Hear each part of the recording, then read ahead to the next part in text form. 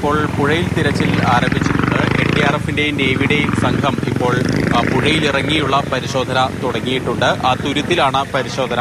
ഇന്നലെ സിഗ്നലുകൾ കിട്ടിയ പ്രദേശത്ത് വീണ്ടും റഡാർ ഉപയോഗിച്ച് ഇപ്പോൾ പരിശോധിക്കുന്നുണ്ട്. ഏതായാലും ആ സിഗ്നൽ കൃത്യമായിരുന്നോ എന്ന് അറിയുന്നതിന് വേണ്ടിയാണ് വീണ്ടും അവിടെ പരിശോധന നടത്തുന്നത്. ഏതായാലും അവിടെ പുഴയിൽ തിരച്ചിൽ ഇപ്പോൾ വീണ്ടും ആരംഭിച്ചിട്ടുണ്ട്. മുങ്ങൽ വിദഗ്ധർ ഉൾപ്പെടെ അവിടെയുണ്ട്. ആദ്യം റഡാർ പരിശോധനയാണ് നടത്തുന്നത്. അതിന്റെ ദൃശ്യങ്ങൾ നമുക്ക് അല്പസമയത്തിനകം തന്നെ ലഭ്യമാക്കാനാകും. അതിന്റെ ആകാശ ദൃശ്യങ്ങൾ ഉൾപ്പെടെ നമ്മുടെ അല്പസമയത്തിനകം തന്നെ ലഭ്യമാക്കാനാകും. ഏതായാലും ഇപ്പോൾ നേവിയുടെയും NDRFിന്റെയും സംഘാംഗങ്ങളാണ് പുഴയിലിറങ്ങിയുള്ള പരിശോധന നടത്തുന്നത്. അതിനുവേണ്ടി ഈ ഗംഗാവലി പുഴയുടെ ദൃശ്യങ്ങൾ കണ്ടാൽ തന്നെ വലിയ കുത്തൊഴുക്കാണ്, അടിയൊഴുക്കുണ്ട്, കലങ്ങി മറിഞ്ഞ പുഴ ഒഴുകുകയാണ്. ഈ പ്രതികൂല സാഹചര്യങ്ങളൊക്കെ നേരിട്ടുകൊണ്ടാണ് ഇപ്പോൾ അവിടെ പുഴയിൽ ഇറങ്ങിയുള്ള പരിശോധന നടക്കുന്നത്. ഈ 8 മീറ്റർ ആഴത്തിൽ ഈ ലോറിയുടെ സാന്നിധ്യം ഉണ്ടാകാം എന്നുള്ളൊരു സിഗ്നലാണ് കഴിഞ്ഞ ദിവസം ലഭിച്ചത്. അത് ഒന്നുകൂടി ഉറപ്പിക്കുന്നതിനാണ് വീണ്ടും അവിടെ റഡാർ ഉപയോഗിച്ച് പരിശോധന നടത്തുന്നത്. ഏതായാലും ആ നടപടികൾ അവിടെ പുരോഗമിക്കുന്നുണ്ട്. അതിനിടയിലാണ് ഇന്നലെ വൈകിട്ടോടുകൂടി ഒരു സ്ത്രീയുടേതെന്ന് കരുതുന്ന മൃതദേഹം ലഭിച്ചത്. ഈ കാണാതായ 3 പേരിൽ ഒരാൾ ഒരു സ്ത്രീയായിരുന്നു.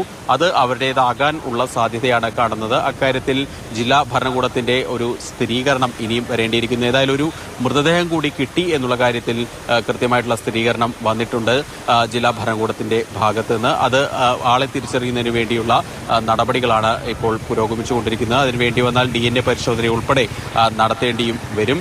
ഏതായാലും ഇപ്പോൾ കരയിലും അതുപോലെ തന്നെ പുഴയിലും ഒരേപോലെ പരിശോധനകൾ നടക്കുന്നുണ്ട്.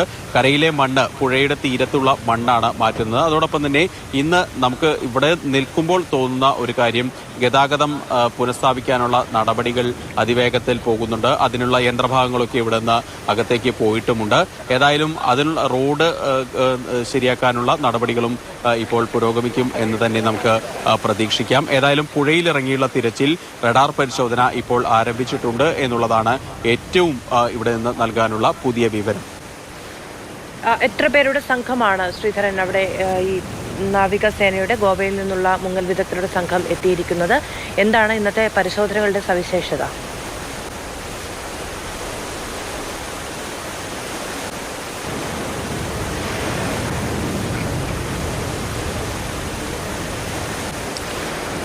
നേവിയുടെ 8 സംഘമാണ്, മുങ്ങൽ വിദഗ്ധർ ഉൾപ്പെട്ട 8 സംഘമാണ് നേരത്തെ മുതൽ സ്ഥലത്തുള്ളത്. അവർക്ക് കൂടുതൽ കുത്തൊഴുക്കിൽ തിരയുന്നതിന് വേണ്ടിയുള്ള സംവിധാനങ്ങൾ കഴിഞ്ഞ ദിവസം എത്തിയിരുന്നു. ഏതായാലും നേവിയുടേതൊപ്പം NDRFിന്റെ സംഘാംഗങ്ങൾ കൂടി ഈ കൂട്ടത്തിലുണ്ട്. അവർക്കും ഈ ദുരന്ത മുഖങ്ങളിൽ ഇങ്ങനെയൊക്കെ ഈ വെള്ളത്തിലൊക്കെ പരിശോധന നടത്തിയുള്ള പരിചയമുള്ള ആളുകളാണ്. നേവിയുടെ പോലെ തന്നെ പരിശീലനം സിദ്ധിച്ച ആളുകൾ NDRFിന്റെ ടീമിലുമുണ്ട്. ഈ 2 സംഘങ്ങൾ ചേർന്നാണ് പരിശോധന നടത്തുന്നത്. ഇതോടൊപ്പം തന്നെ കേരളത്തിൽ നിന്ന് ഈ പുഴയിലൊക്കെ ഇറങ്ങി പരിശോധന നടത്താൻ പരിശീലനം സിദ്ധിച്ച ആളുകളും ഇവിടെയുണ്ട്. വേണമെങ്കിൽ മാത്രം അവരുടെ കൂടി സേവനം തേടുകയും ചെയ്യും. ഏതായാലും ഈ 8 നേവി സംഘം അതുപോലെ തന്നെ ഉന്നത ഉദ്യോഗസ്ഥർ നേവിയുടെ ഇന്ന് സ്ഥലത്തെത്തിയിരുന്നു. കഴിഞ്ഞ ദിവസങ്ങളിൽ ഉന്നത ഉദ്യോഗസ്ഥർ, അതായത് ഗോവ നേവൽ ബേസിൽ നിന്നുള്ള ഉന്നത ഉദ്യോഗസ്ഥർ സ്ഥലത്ത് എത്തിയിരുന്നില്ല. ഏതായാലും അവരുടെ കൂടി നിർദ്ദേശപ്രകാരമാണ് ഇപ്പോൾ ഈ രക്ഷാപ്രവർത്തനം, തിരച്ചിൽ മുന്നോട്ട് പോകുന്നത്. ലോറി അതിനടിയിൽ ഉണ്ടാകും എന്നുള്ള ഉറപ്പിൽ തന്നെയാണ് ജില്ലാ ഭരണകൂടമുള്ളത്. പ്രത്യേകിച്ച് തുടക്കം മുതൽ തന്നെ പുഴയിലേക്ക് ലോറി പോയിട്ടുണ്ടാകും എന്നുള്ള നിലപാടാണ് അവർ സ്വീകരിക്കുന്നത്. റവന്യൂ മന്ത്രിയും ഇക്കാര്യം വ്യക്തമാക്കിക്കൊണ്ട് ഒരു പ്രതികരണം മാതൃഭൂമി ന്യൂസിനോട് നൽകിയിരുന്നു. ഏതായാലും അന്നൊക്കെ ഈ രക്ഷാപ്രവർത്തകർ കേരളത്തിൽ നിന്നുള്ള ആളുകളെയും അതുപോലെ തന്നെ ലോറി ഉടമയുടെയൊക്കെ ഒരു നിലപാട് കരയിൽ തന്നെ ലോറി ഉണ്ടാകും എന്നുള്ളതായിരുന്നു. അതിനൊരു പ്രധാന കാരണം GPS സിഗ്നൽ ലഭിച്ചത് കരയിൽ നിന്നാണ്.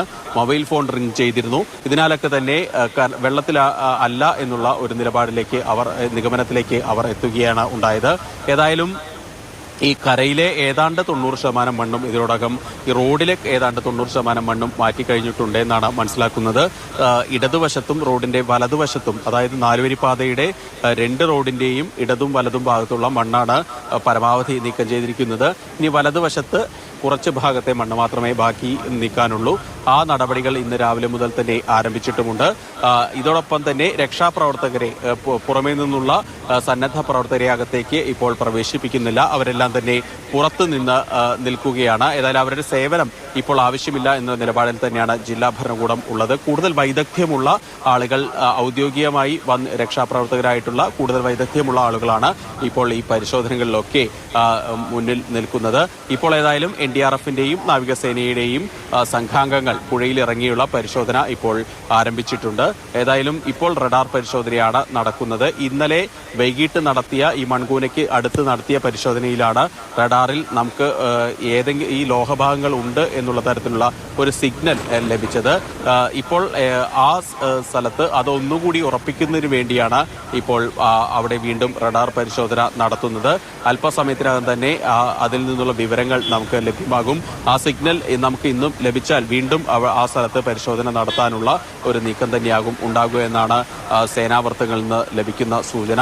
ഏതായാലും അപ്പോഴും ഈ കാലാവസ്ഥ ഇങ്ങനെ കനത്ത മഴ ഇങ്ങനെ ഇടവിട്ട് പെയ്യുന്നത് തന്നെ രക്ഷാപ്രവർത്തനത്തെ, തിരച്ചിലിനെയൊക്കെ സാരമായി തന്നെ ബാധിക്കുന്ന ഒരു കാര്യമാണ്.